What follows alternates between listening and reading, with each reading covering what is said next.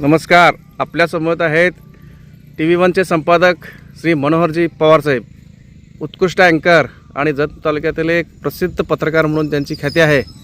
ते ॲक्टिव्ह आहेतच, पण आणखीन देखील त्यांच्या जीवनात थोडासा प्राणायाम, योगा आणि हलका व्यायाम करून जीवनात एक परिवर्तन कसं होऊ शकतो ते मनोहरजी पवार आपल्याला सांगतायत. मनोहरजी पवारसाहेब, नमस्कार. मी मनोहर पवार. कोरोनापासून आपण या हलक्या फुलक्या व्यायामाला या ठिकाणी सुरुवात केलेली आहे. गेले 4 ते 5 वर्षे हळूहळू व्यायाम करत असताना तुमच्या वजनामध्ये सुद्धा बऱ्यापैकी फरक पडलेला आहे. अगदी एका रेषेमध्ये येण्याचा प्रयत्न आम्ही केलेला आहे.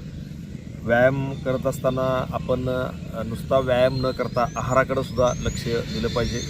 सकाळी अगदी वेळेवर जेवलं पाहिजे, संध्याकाळी वेळेवर जेवलं पाहिजे, वेळेवर झोप घेतली पाहिजे. किमान रात्री 10 वाजता तरी झोपलं पाहिजे. 6 ते 7 तास झोप झाली पाहिजे. याचं प्रकर्षाने आपण जर काळजी घेतली तर आपलं जे जीवन आहे, आपलं शरीर आहे, आपल्याला चांगलं साथ करू शकतं आहे. गेले 5 ते 6 वर्षे आपण पहिल्यांदा तिकडं ग्राउंडवरती जात होतो. त्या ठिकाणी आता गर्दी मुलांची वाढलेली आहे. काही लोक क्रिकेट खेळतात, काही लोक फिरतात.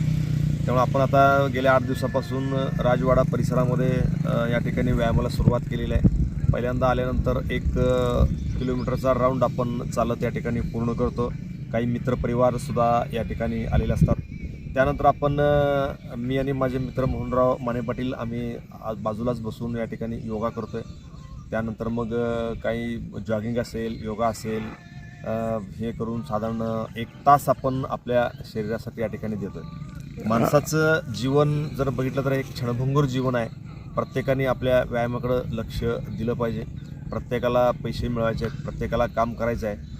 पण शरीर तुमचं जर सदृढ असेल, शरीर चांगलं असेल तरच तुम्ही तुमचं दररोजचं काम करू शकताय किंवा जीवनामध्ये फ्रेश राहू शकता. आहाराविषयी सांगा. आहाराविषयी तर सकाळी तुम्ही किमान आम्ही उठल्यानंतर आम्ही नाश्ता शक्यतो घेत नाही. सकाळी इथून व्यायाम करून गेल्यानंतर आंघोळ केल्यानंतर लगेच आम्ही 9-9:15ला जेवण करतो.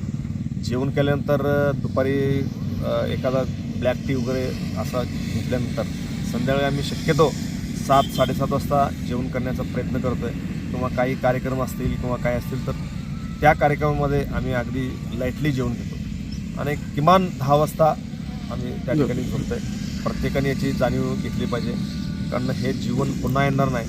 त्यामुळे प्रत्येकाने प्रत्येक दिवसाचा या ठिकाणी आनंद घेतला पाहिजे. तरुण पोरांना तुम्ही काय सांगू इच्छिता? तरुण पोरांना सुद्धा आम्ही या ठिकाणी सांगू इच्छितो आहे की तुम्ही सुद्धा भरपूर अभ्यास करा, भरपूर व्यायाम करा, चांगलं चुंगलं खा. आज जर बघितलं तर मार्केटमध्ये अनेक भेसळ झालेले पदार्थ आहेत, त्याकडे दुर्लक्ष करा. आज चायनीजचे पदार्थसुद्धा फार वाढलेले आहेत, बेकरीचे पदार्थ फार वाढलेले आहेत. त्यापासून अलिप्त राहण्याची गरज आहे. त्यामुळं फळं असतील किंवा कडधान्य असतील, कडधान्य खाण्याची गरज आहे. पूर्वी जसं आजीचा बटवा हा प्रसिद्ध होता. आजीच्या बटव्यामध्ये जे वस्तू होते ते वस्तू आता लोप पावलेले आहेत. ज्या ज्या सीझनमध्ये जे जे फळं आहेत, समजा आता जांभळाच्या सीझनमध्ये जांभळ खाल्लं पाहिजे, पेरूच्या सीझनमध्ये पेरू खाल्लं पाहिजे, कलिंगडच्या सीझनमध्ये कलिंगड खाल्लं पाहिजे. अगदी जर बघितलं तर एखादी ट्रॅक्टर ऊस भरून जात असताना सुद्धा आम्ही सुद्धा कॉलेजच्या जीवनामध्ये अगदी पाठीमागं चढून ऊस खाली काढून त्या ठिकाणी अगदी 3, 4, 5 ऊस खात होतो. पण ती पद्धत आता बऱ्यापैकी बंद झालेली आहे, कारण बरेच लोक आता कोल्ड्रिंक्सच्या मागं लागलेले आहेत. कोल्ड्रिंक्स न पिता आपण रस जर पिला तर तो सुद्धा शरीराला बिगर बर्फाचा तुमच्या शरीरामध्ये जातात आणि शरीर तुमचं सदृढ राहते. आज इथंच थांबूया. धन्यवाद. Press the bell icon on the YouTube and never miss another update.